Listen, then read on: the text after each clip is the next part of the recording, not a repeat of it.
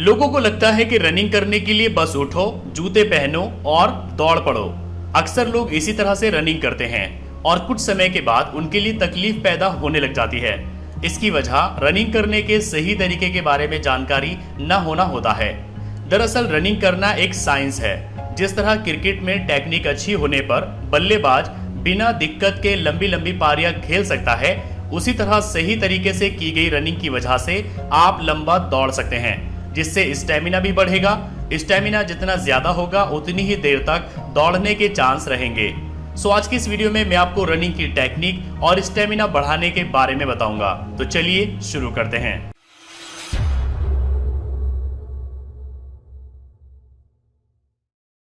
पहले हम बात करते हैं रनिंग करने का सही तरीका क्या है। नंबर फर्स्ट, सिर की पोजीशन। कुछ लोग होते हैं जो कि रनिंग करते हुए कभी नीचे देखते हैं, कभी ऊपर, तो कभी दाएं बाएं नजर घुमाते रहते हैं। ये रनिंग करने का बिल्कुल ही गलत तरीका है। रनिंग करते समय हमारा सिर एकदम सामने की तरफ होना चाहिए। अगर सिर नीचे या ऊपर की तरफ झुका रहेगा तो गर्दन की मांसपेशियों में खिंचाव आ सकता है। आप गर्दन को ऊपर नीचे करके इसे आजमा सकते हैं, जिससे आपकी समझ में आ जाएगा कि मैं क्या कहना चाहता हूँ। भागते वक्त न तो ज्यादा आगे की तरफ झुके और न ही पीछे की तरफ। कोशिश करिए कि आपका शरीर रनिंग के वक्त थोड़ा सा आगे की ओर झुका रहे। नंबर सेकेंड, हाथों की पोजीशन। रनिंग में हाथों की मूवमेंट का बहुत बड़ा योगदान होता है। हाथ अगर सही पोजीशन में रहे तो एक सही टेक्निक की वजह से आपकी स्पीड में काफी इजाफा हो सकता है। दौड़ते समय अपने हाथों को कंधे से 90 डिग्री के कोण यानी एंगल पर रखें। जब आप भाग रहे हो तो ध्यान दीजिए कि हाथ आगे पीछे जाते वक्त आपकी पसलियों और कोहनी के बीच में ज्यादा गैप ना बने। हाथों को ऐसी मूवमेंट में ना रखें कि दायां हाथ बाएं हाथ की तरफ जा रहा हो।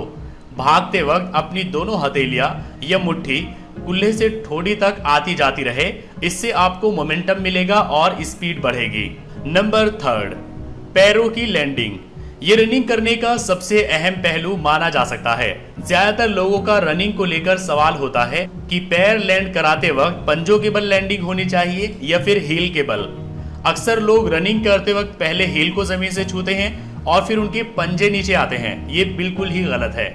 हील जमीन पर पहले छूने की वजह से शरीर का सारा भार टखनों के जरिए होता हुआ घुटनों तक आएगा।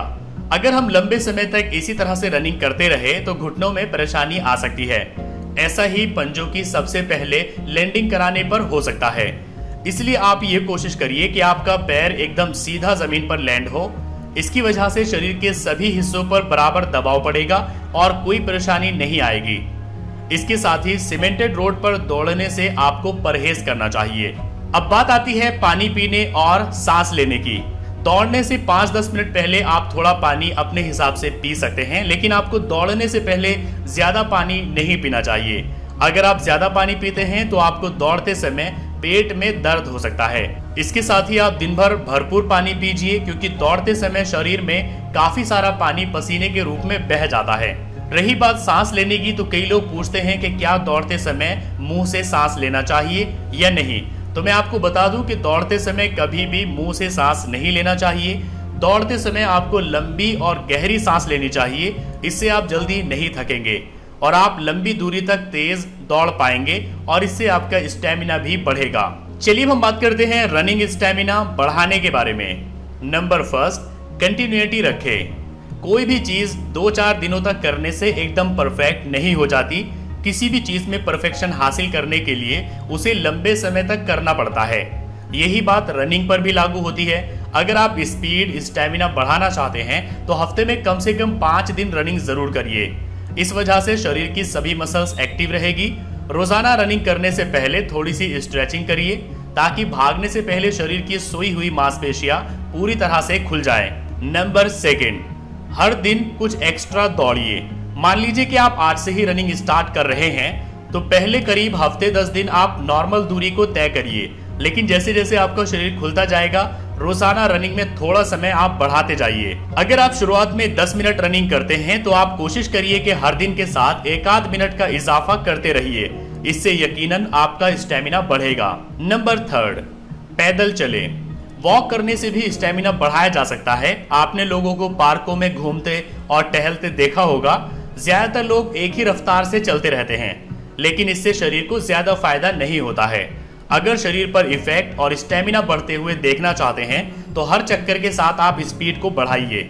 मान लीजिए कि जिस पार्क में आप जा रहे हैं उसका एक राउंड आप 4 मिनट में पूरा करते हैं, तो अगले राउंड में आपकी कोशिश होनी चाहिए कि वही चक्कर आप 3 मिनट 55 सेकंड में पूरा करें।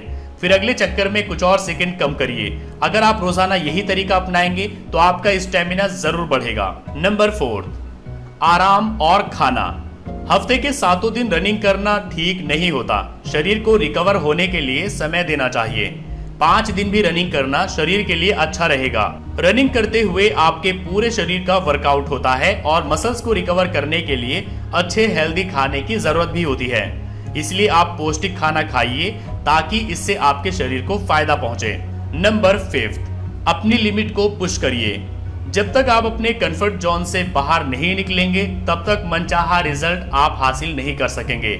नॉर्मल रनिंग के बाद कुछ 1000 मीटर के लिए तेज भागिए और जब तक भागिए जब तक कि सांस ऊपर न चढ़ जाए।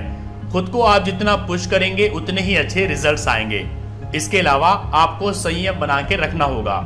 सो आई होप कि अब आप समझ गए होंगे कि रनिंग करने का सही तरीका क्या है और आप अपना रनिंग स्टेमिना कैसे बढ़ा सकते हैं। अगर आपको वीडियो पसंद आया है तो लाइक करिए, अपने फ्रेंड्स के साथ शेयर करिए और अगर आपके मन में कोई कंफ्यूजन है तो आप नीचे कमेंट करके पूछ सकते हैं।